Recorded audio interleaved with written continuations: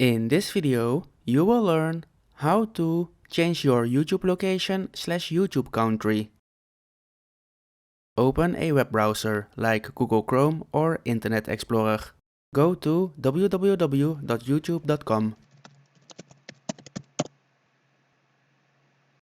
and make sure that you are logged in with your YouTube account. Click on your profile icon in the top right corner of your screen.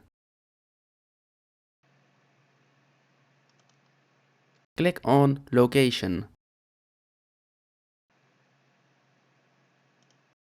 Choose your location.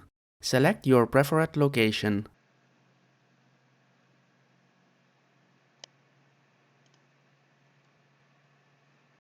You have now changed your YouTube location/YouTube country.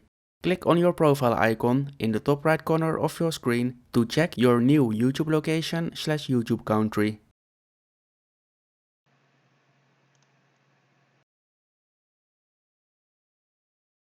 Congratulations! Now you know how to change your YouTube location/YouTube country.